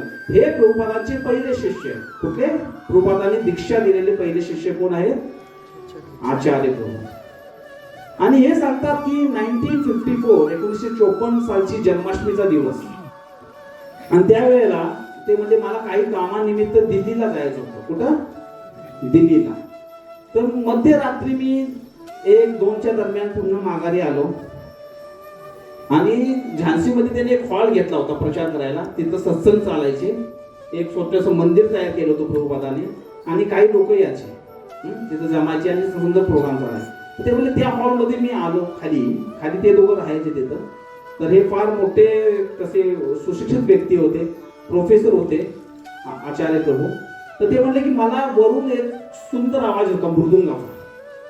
म्हणजे रात्रीच्या 2 वाजायला आले तर मृदुंग कोण वाजवत? तर मी पायऱ्या चढून जेव्हा वर गेलो तो श्री प्रभुपाद गळ्यामध्ये मृदंग घेऊन बेभान होऊन जोरदार मृदंग वाजत संपूर्ण हॉलमध्ये फेरा मारत होते, उंच उंच उड्या मारत. आणि त्यांच्या गळ्यामध्ये कदंब फुलांची माळा होती. म्हणजे झान्सीमध्ये कदंब फुल मिळत नाहीत. आणि जरी भेटले तर ते असतात टेनिस बॉलच्या साईजचे. आणि यांच्या गळ्यामध्ये ह्याच्यासारखे गोल्फ बॉलच्या सारखे, म्हणजे गोल्फचा बॉल एवढाच असतो. तर यांच्या गळ्यामध्ये जे कदंब फूल होते ते टेनिस बॉल एवढे मोठे होते. संपूर्ण त्या हॉलमध्ये एक दिव्य सुगंध पसरलेला होता. आणि प्रभुपाद कोणत्या ही इकडं तिकडं न बघता मृदंग वाजतात, हरे कृष्णा महामंत्र गान चाललेला आहे, कीर्तन करतात, एकटेच फिरत होते असे. आचार्य प्रभू म्हणतात की मला वाटले प्रभुपादांना थांबून विचारावं की हे काय चाललेलं आहे आणि ही माळ तुम्हाला कोणी देईल. पण प्रभुपाद त्या मनस्थितीतच नव्हते. मग त्यांनी थोडा वेळ तिथं कीर्तन ऐकलं, नंतर खाली गेले, विश्राम केला. म्हणजे दुसऱ्या दिवशी सकाळी विचारावं. आणि दुसऱ्या दिवशी सकाळी आले, प्रभुपादांना प्रणाम केला. म्हणजे प्रभुपाद तुम्ही काल रात्री फार एकदम एक्सप्रेसिव्ह मध्ये होता आणि सुंदर असं कीर्तन करत होता. मी पाहिलं की तुमच्या गळ्यामध्ये सुंदर माळा होती कदंब फुलांची. आपल्या झान्सीमध्ये तरी फुलं मिळत नाही, ते कुठून आले तुमच्याकडून? कोणी दिली का तुम्हाला भेट? असं बोलतात प्रभुपादांच्या डोळ्यातून अश्रू वाहू लागले. प्रभुपाद म्हणाले काल मला भगवंताची खूप आठवण आली. जन्माष्टमी होते ना आणि भक्त फार कमी होते, तिथं काय प्रचार एवढा नव्हता, थोडाफार चालेला. खूप आठवण आली. मी भगवंतांच्या समोर बसलो होतो, रडत होतो, भगवंतांना प्रार्थना करत होतो. आणि अचानक भगवान श्रीकृष्ण प्रकट झाले. त्यांनी माझ्या गळ्यामध्ये ही माळा घातली. आम्ही त्यांच्या चरणांचं दर्शन घेतलं तो आम्ही ते अंतर्धान पावले. आणि त्यानंतर माझ्यामध्ये हे असा प्रकार झाला. तर साक्षात भगवंतांनी सुद्धा प्रभुपादांना दर्शन दिलेली व्यक्ती आहे. म्हणून आपण ज्या सत्संगामध्ये आज आहे तो कुठला साधारण सत्संग नाही, ही पहिलं समजून घेतलं पाहिजे. दिशाभूल करणारा सत्संग नाही, आपल्याला योग्य दिशेने योग्य ठिकाणीच घेऊन जाणारा सत्संग आहे. कारण प्रभुपाद हे 32वे आचार्य आहेत. कुठले परंपराचे? ब्रह्म मध्व गौडीय संप्रदायाचे. म्हणून आपण जर संप्रदाय निवडला आहे किंवा आपण जर परंपरा निवडलेली आहे, आपण जर आपले आचार्य निवडलेले आहेत तर ते परफेक्ट आहेत, पूर्ण शुद्ध आहे. हे एक निश्चिंती आहे. म्हणून आपण निश्चिंत झालं पाहिजे. तर असे सत्संग पण या जगामध्ये आहेत. तर अद्वैत आचार्यांना अशाच सत्संगाची आवश्यकता होती. आणि म्हणून त्यांनी भगवंतांना प्रार्थना केली की प्रकट हो, अवतार लो प्रभू, अवतार लो. आणि मग त्यांच्या हृदयामधली ही करुणता एवढी तीव्र होती की त्यांना ब्रह्मांडाचं आवरण फोडलं आणि डायरेक्ट गोलोक वृंदावनामध्ये आवाज पोहोचला. त्यावेळेला श्री राधिका म्हणते भगवान कृष्णांना, तुमचा कोणीतरी भक्त तुम्हाला पुकारत आहे. कोण आहेत ते? म्हणजे ओळखलं नाही त्यांना. ते आहेत अद्वैत आचार्य. अद्वैत आचार्य, हा, म्हणजे ज्या वेळेला शिवजी क्षीरसागरावरती प्रार्थना करायला आले होते त्यावेळेला 700 वर्ष प्रार्थना केली त्यांनी. किती वर्ष? 700 वर्ष. मग महाविष्णू प्रकट झाले. महाविष्णू प्रकट झाले आणि त्यांनी शिवजींना पाहताच आपल्या परम भक्ताला त्यांना आलिंगन दिलं. शिवजी आणि अद्वैत आचार्य महाविष्णूचं जसं आलिंगन झालं त्यातून एक मूर्ती प्रकट झाली, एक रूप प्रकट झालं, ते म्हणजे अद्वैत आचार्य. म्हणून भगवान शिव आणि भगवान महाविष्णू यांचं संमिलित रूप म्हणजे कोण आहेत? अद्वैत आचार्य आहेत. आणि हे करुणाचा सागर आहे. आणि मग त्या दोघांनी जेव्हा त्या रूपाकडे पाहिलं अद्वैत आचार्य, तेव्हा एक आकाशवाणी झाली की तुम्ही आता अद्वैत आचार्य म्हणून प्रकट व्हाल, पुढे जा आणि मी पण लवकरच येणार आहे. सची माताच्या अंगणामध्ये आपली पुन्हा एकदा भेट होईल. तर मग अद्वैत आचार्य प्रार्थना करत होते. राधिकांना विचारलं की हे कोण आहेत? अद्वैत आचार्याचा परिचय करून दिला. आणि भगवान म्हणाले की आता माझा जायची वेळ झालेली आहे. माझा एक विशेष अवतार आहे, छन्न अवतार. या अवतारामध्ये मी आता लवकरच कलियुगमध्ये प्रकट होणार आहे. इसवी संवत 1542 फाल्गुन महिनाची पौर्णिमा आणि त्या दिवशी चंद्रग्रहण. तसं चंद्रग्रहण काही शुभ मानला जात नाही ना. ग्रहणामध्ये लोक काही करायला मागत नाहीत शुभ कार्य, परंतु एक कार्य केलं जातं. काय ती? भक्ती, नाम जप, संकीर्तन. आणि म्हणून ज्या वेळेला गौरचंद्र प्रकट होणार होते त्यांनी तो दिवस निवडला ज्या वेळेला चंद्रग्रहण आहे. तर चंद्रग्रहण काय आले की निष्कलंक गौरचंद्र हैल प्रकट. काय म्हणतात कृष्णदास कविराज गोस्वामी? निष्कलंक गौरचंद्र हैल प्रकट, सकलंक चंद्र की प्रयोजन. हे कलंक लागलेला चंद्र, त्याचं काय प्रयोजन जेव्हा गौर सुंदर प्रकट होणार आहे. म्हणून ते म्हणतात की आता भगवंत प्रकट होणार आहे त्यावेळेला सर्व लोक गंगेमध्ये आलेले आहेत. कारण महाप्रभूंचं घर कुठं स्थित आहे? नवदीप मध्ये, गंगा काठी. कोणी सरस्वती माताची उपासना करते, कोणी गायत्री मंत्राचा जप करते, कोण ओम नमस्कार म्हणते, कोण जय श्रीराम म्हणते, कोण श्री गणेशाय म्हणते, कोण सूर्यनारायणाला नमस्कार करते. प्रत्येक जण प्रार्थना करत होते आणि प्रत्येक जणाच्या हृदयामध्ये आज त्यांची अनुभूती मिळत होती. काय अनुभूती मिळत होती? संकेत की जो कोणी प्रभू रामचंद्राचा भक्त होता, रामचंद्रांच्या रूपामध्ये त्याला गौर सुंदर दिसायचे. सरस्वती माताच्या उपासकाला पण गौरचंद्राचं दर्शन व्हायचं. आणि प्रत्येक जण त्या गंगेमध्ये 8 डुबके मारून जोर जोरात काय म्हणत होता? हरी बोल, हरी बोल, हरी बोल. तिथून हा हरिबोल चालू झाला. तर आजपर्यंत जे हरिबोल चालू आहे तर ते भगवंत प्रकट होतानाच त्याने पहिला स्वतः प्रकट होण्यापूर्वी नामाला प्रकट केला. तर त्यावेळेलाची ही कथा आहे. परंतु जेव्हा अद्वैत आचार्य प्रार्थना करत होते त्यांना संकेत मिळत नव्हता. कधी प्रकट होणार भगवान, कसे प्रकट होणार? तर अद्वैत आचार्य काय करायचे? रोज तुलसीजल आणि गंगाजल अर्पण करायचे. एकदा ते म्हणाले की 50 वर्ष झाली आजपर्यंत काय मला भगवान प्रकट होणं झाले, हरिदास ठाकूर काय होणार का नाही काही?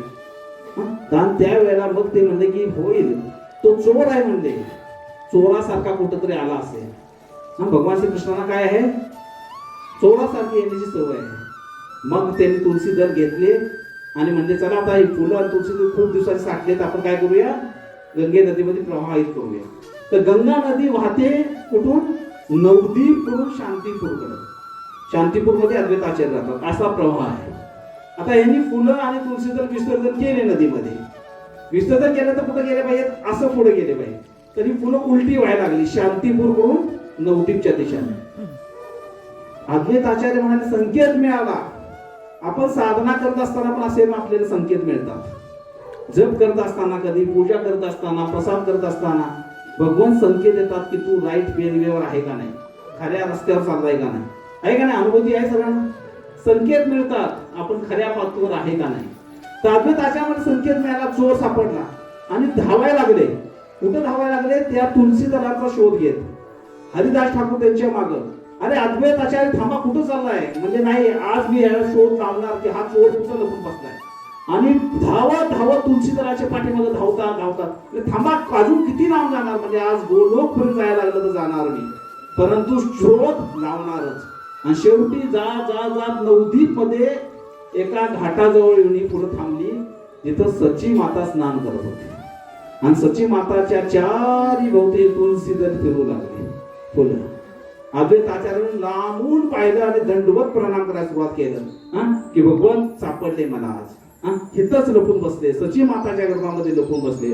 आणि सची माताला वारंवार दंडवत प्रणाम करत होते, वारंवार दंडवत प्रणाम करत होते. तर हे अद्वैत आचार्याच्या जीवनावरून आपल्याला समजतं की संयम किती महत्वाचा आहे. भगवान प्रकट होतात, आपण आपली साधना तशी ठेवली पाहिजे. त्यांची साधना काय होती की माझ्या साधनेद्वारे मी त्या गोर सुंदरांना घेऊन येईन. जर त्यांनी प्रकट केले तर भगवान प्रकट व्हायला पाहिजे. कुठं प्रकट व्हायला पाहिजे? या सृष्टीमध्ये. आपल्या घरामध्ये पण भगवंत आहेत ना, तर भगवान दोन ठिकाणी प्रकट होणे फार गरजेचं आहे. कुठं? एक तर घरामध्ये. घरस्थ असल्या कारणाने प्रत्येकाच्या घरामध्ये श्री विग्रहाच्या रूपाने भगवंत असले पाहिजे. आणि एक ग्रहस्थ म्हणून आपण सर्वांची जबाबदारी आहे की आपण भगवंतांची सेवा केलीच पाहिजे. ग्रहस्थांनी काय केलं पाहिजे? श्री विग्रहाची सेवा झालीच पाहिजे घरामध्ये. आणि दुसरे भगवंत प्रकट व्हायला पाहिजे घटामध्ये. कुठं? घर आणि घट. घट म्हणजे काय? हे हृदय. तर घरामध्ये तर भगवान प्रकट होतात, आपण सेवा चालू करतो. पण त्या सेवेची पूर्णता कधी आहे? ज्या वेळेला भगवान या घटामध्ये म्हणजे या हृदयामध्ये प्रकट होते. तर तो प्रवास आहे घरापासून घटापर्यंत. पहिला तर भगवंतांचं वेलकमिंग करा. कुठं बोलवा? त्यांना स्वागत करा त्यांचं. कुठं? घरामध्ये. घरामध्ये त्यांना मुख्य प्रमुख स्थान द्या. आणि त्यानंतरचं जीवन समर्पित पाहिजे की मरण्यापूर्वी कमीत कमी भगवान या घटामध्ये प्रकट झालं पाहिजे. कारण भगवंत संयम ठेवणाऱ्याला, पेशन्स ठेवणाऱ्याला साथ देतात. भगवंत खरोखर प्रकट होतात. जे भगवंतांकडे जातं भगवंत त्याला पाहतातच. 9:15 वाजलेच. मी एक शेवटची गोष्ट सांगतो आणि मग आपण थांबूया. एकदा यशोदा मैया कृष्णाला घेऊन गेली. यमुना देवीची पूजा, दीपावलीचा दिवस होता. यमुना पूजन चाललेलं होतं आणि यमुनाला दीपदान करतो ना आपण, सगळे दीपदान करत होते. ते छोटे बालगोपाल पण त्यांच्याबरोबर आले होते. आणि आल्यानंतर मैयानं दीपक सोडला नदीमध्ये. आणि कृष्णाला पाहिलं तर कृष्ण तिकडे सर्व दीपक गोळा करतात. एक एक दीपक घ्यायचे ठेवायचे, एक एक बाहेर घ्यायचे ठेवायचे. यशोदा मैया म्हणजे अरे काय करतोय कान्हा? म्हणजे हे दीपकला बाहेर काढतोय नदीचे. म्हणजे का? म्हणजे त्यांना बाहेर नाही काढलं तर डुबून जातील ना. मैया म्हणाली ते पहा, हजारो दीपक आहेत आज लोकांनी नदीमध्ये प्रवाहित केलेत, पुन्हा कुणाला वाचवणार? तर कन्हैया म्हणतात मैंने सबका ठेका थोड़ी लिया है, जो मेरे पास आएंगे उन्हीं को मैं बचाऊंगा. किनको बचाऊंगा? जो मुझे शरणागत होंगे उन्हीं को मैं बचाऊंगा, बाकी सब हरी बोल. म्हणून जे कोणी हित येतील या गौर सुंदरांच्या, या श्रीकृष्णचंद्रांच्या चरणाचा आश्रय घेतील, भगवान म्हणतात हे यथा माम प्रपदन्ते तास तामे भजामः. जो जसा येईल तसा आम्ही त्याला साथ देणार आहे. 100% आपण गेलो तर 100% भगवान प्रकट होणार आहे. 50%ला 50%, 20%ला 20%, 10ला 10, 0ला 0. हे यथा माम प्रपदन्ते. तर मग आपण ठरवायचे की आपण किती टक्के भगवंताला शरणागत व्हायचं. बरोबर आहे का नाही? किती टक्के व्हायला पाहिजे? 101 झालं पाहिजे. तर भगवंत आपल्याला प्रकट होते. तर भगवंताला प्रकट केलं पाहिजे. म्हणून भगवंताला प्रकट करण्याचा कलियुगाचा मार्ग काय सांगताय? हरे कृष्णा हरे कृष्णा कृष्णा कृष्णा हरे हरे, हरे राम राम राम हरे हरे. तर या नामाप्रती प्रेम प्रकट करा. याला म्हणतात नाम प्रीत. काय म्हणतात? नामाप्रती एवढं प्रचंड प्रेम पाहिजे की नामाशिवाय राहताच नाही आलं पाहिजे. नाम प्रीत नाम वैर. एक 2 मिनिटाचे प्रसंग सांगतो, थांबू आपण. तर नाम प्रीत नाम वैर म्हणजे काय? तर चतुर्भुज दास नावाचे एक भगवंताचे निश्चित भक्त म्हणजे हा, त्यांचा कंठ जसा मोराचा कंठ चालतो तसा त्यांच्या कंठातून नाम निघायचं, राम राम राम राम राम राम राम राम राम राम राम राम, अविरत नाम जप करायचे नॉन स्टॉप.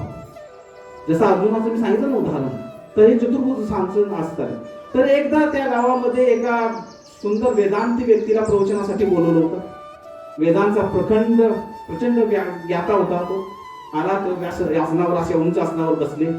चतुर्भुज दास जे आले तिथं आणि सांगितल्याप्रमाणे ते जरी बसले होते, हातामध्ये माळ आणि राम राम राम राम जप. आता एकटे जप करता ठीक आहे, त्यांच्या जपाच्या प्रभावामुळे तिथल्या प्रत्येक व्यक्ती जप करत होता. 100 लोक त्यांच्यावर येऊन बसले होते.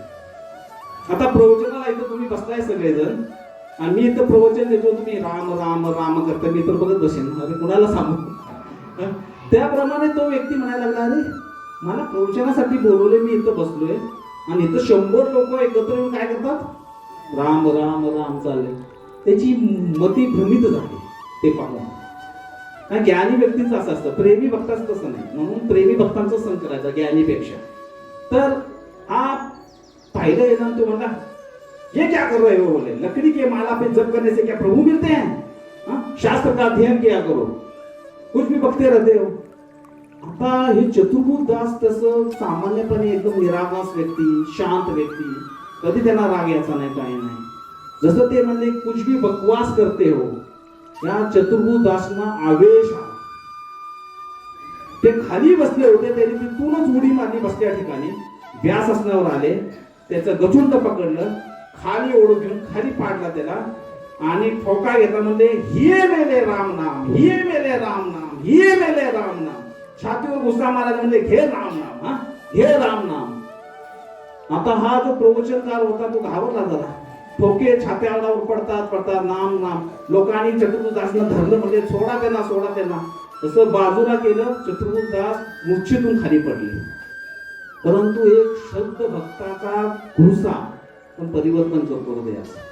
त्यानंतर त्या व्यक्तीने म्हणले, आता आयुष्यासाठी कथा प्रवचन करणार नाही, फक्त राम नाम घे. म्हणून जीवनामध्ये प्रवचन देणे किंवा कथा सांगण्यापेक्षाही श्रेष्ठ काय आहे तर हरिनाम घेणं. आणि ज्या वेळेला चतुर्भुज दासजींना शुद्ध आली त्यावेळेला ते रडत होते. म्हणजे की मी काय केलं, मारलं म्हणून नाही, म्हणजे की नामाप्रती अपराध ऐकून मी जिवंत कसा आहे. एवढा मोठा अपराध मी ऐकला, मी आज जिवंत आहे. याला म्हणतात नामप्रीत. तर ही जी प्रीत आहे, ही जी नामाप्रती असणारं प्रेम आहे, हे जोपर्यंत हृदयामध्ये जागृत होत नाही तोपर्यंत भगवत प्राप्ती नाही. म्हणून नाम घेतलंच पाहिजे, प्रत्येकानं घेतलं पाहिजे आणि सतत घेतलं पाहिजे. कसं घेतलं पाहिजे, सातत्याने. आणि हे नामावर विश्वास पाहिजे की हा नाम माझं तारणहार आहे. कलियुग केवल नाम आधारा, तुलसीदासजी म्हणतात. या कलियुग मध्ये अत्यंत सोपं केले. आणि म्हणून ज्या वेळेला अद्वैत आचार्याने भगवान चैतन्य महाप्रभूंना बोलवलं, ते काय घेऊन आले, तो नाम घेऊन आले. महाप्रभूंनी काय कार्य केलं, हरिनामाचा प्रचार. जारे देखे तारे कहे कृष्ण उपदेश, आम्हाला आज्ञा है गुरु है तार येई देश. प्रत्येकाला त्यांनी हे केलं की तुम्ही नाम घ्या, नाम घ्या, नाम घ्या. म्हणून आपल्या संतांनी पण सांगितलं, सदैव नाम घ्या. हरिमुखे म्हणा, हरिमुखे म्हणा, पुण्याची गणना कोण करेल. पण पुण्याच्या पण पलीकडे आहे ते भगवंतांचं शुद्ध नाम. नाम संकीर्तन यस्य सर्व पाप प्रणाशनम. तर अशा प्रकारे आज अद्वैत सप्तमी होते. आपण अद्वैत आचार्यांचं थोडंसं गुणगान करण्याचा प्रयत्न केला. अपेक्षित हेच आहे की आता येणाऱ्या पुढच्या 2 महिन्यामध्ये सुंदर असे महोत्सव येणार आहेत. अद्वैत आचार्य आल्यानंतर कोण येणार आहे, आता कोण येणार आहेत, चैतन्य महाप्रभू नाही, पहिले कोण, नित्यानंद प्रभू येणार. गुरु तत्व प्रकट होईल, नंतर गौर तत्व प्रकट होईल. तर फार सुंदर आहे. आतापासून आपण अद्वैत सप्तमी पासून चिंतन केलं पाहिजे की भगवान गौर सुंदर तुम्ही येणार आहे. असं विचार केला की आता माझ्या जीवनाची 45वी गौर पौर्णिमा येईल, अजून हृदयामध्ये नाम प्रकट नाही, कृष्ण प्रकट नाही. माझ्या जीवनाची आता 50वी जन्माष्टमी झाली, 60वी जन्माष्टमी झाली. हे भगवंता प्रकट व्हा. तुम्ही रोज मंदिरमध्ये प्रकट होताय, गोकुळामध्ये प्रकट होता, या हृदयामध्ये कधी प्रकट होणार? प्रार्थना केली पाहिजे, घट मध्ये प्रकट व्हा, हे कृष्ण हे गोविंद या वेळेला का होईना पण तुम्ही आता माझ्या हृदयामध्ये प्रकट व्हा. आणि जर भगवंताने ऐकलं आणि आपल्या प्रयत्नाला यश आलं तर मग जीवनामध्ये दुसरं तिसरं चौथं प्राप्त करण्याची गरज नाही. कोण मिळाले? कृष्ण मिळाले, सर्व मिळाले. तर आजपासून जर आपण प्रार्थना चालू केली, आज अद्वैत आचार्यांना प्रार्थना केली पाहिजे, तुम्ही भगवंतांना ह्या भौतिक जगामध्ये आणलं, सर्व जीवावर करुणा केली, आता एक करुणा आणखी करा. तव कृपा बले पाहिजे तने देत आहे. आहा प्रभू काय म्हणतात, काय ते म्हणजे दया कर सीतापती अद्वैत गोसाई, तव कृपा बले पाय चैतन्य निताई. दया कर सीतापती अद्वैत गोसाई, तव कृपा बले पायी चैतन्य निताई. अद्वैत आचार्यांच्या कृपेशीनच आपल्याला गौरचंद्र मिळणार आणि हेच गौरचंद्र आपल्याला भगवत प्राप्ती करून देणार. म्हणून आजपासून आपण प्रार्थना केली पाहिजे, आमच्या हृदयामध्ये प्रकट व्हा. कुठं प्रकट व्हा? हृदयामध्ये. तर आपण सर्वजण अद्वैत आचार्य गोस्वामी आज दत्त सप्तमी त्या अद्वैत आचार्यांचं प्राकट्याचं प्रार्थना करूया की आमच्या हृदयामध्ये पण हे अद्वैत गोसाई तुम्ही त्या गौर सुंदरांना प्रकट करा, प्रकट करा, प्रकट करा. बोलो श्री अद्वैत गोसाई जी की, श्री प्रभुपाद की, निताय गौर प्रेमानंदे. हरे कृष्ण.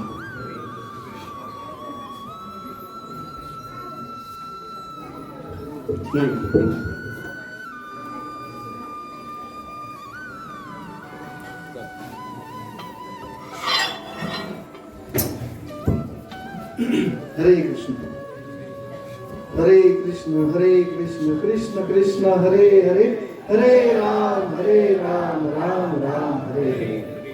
आजचे विशेष प्रवचन श्रीमान विजय विठ्ठल प्रभू यांनी आपल्याला ख्रिस्त धर्माचे वास्तव ते भगवंतांची प्राप्ती या जन्मामध्ये कशी करायची या विषयावर अतिशय सुंदर असे प्रवचन करून त्या ठिकाणी आपल्याला ऐकण्याची संधी दिली. तर प्रभूजींनी खूप छान आपल्याला या प्रवचनामध्ये भगवंतांचे विचार आणि भगवंतांना कसं प्राप्त करायचं याच जन्मामध्ये. भगवंत दूर कुठं नाहीये, भगवंत आपल्या हृदयात आहे. फक्त हरिनामाने आणि प्रेम भक्तीने भगवंत आपल्याला प्राप्त होऊ शकतात. फक्त आपल्याला एकच करायचंय, भगवंतांच्याकडे मुख करायचंय आणि भगवंतांचं नामस्मरण करायचंय. कलियुगामध्ये फक्त नामस्मरण हेच आपल्याला करायचं आहे आणि भगवंतांची प्राप्ती करायची. सर्वात सोपा मार्ग कलियुगामध्ये आपल्याला दिलेला आहे आणि आज त्या विषयावर प्रभूजींनी अतिशय सुंदर त्यांच्या या वाणीतून आपल्याला प्रवचन ऐकण्याची संधी उपलब्ध करून दिली. त्याबद्दल आपण सर्वांनी त्यांचे 3 वेळा हरी बोल म्हणून आपण आभार व्यक्त करूया. हरी बोल हरी बोल हरी बोल. हरे कृष्ण. काही अनाउन्समेंट्स आहेत.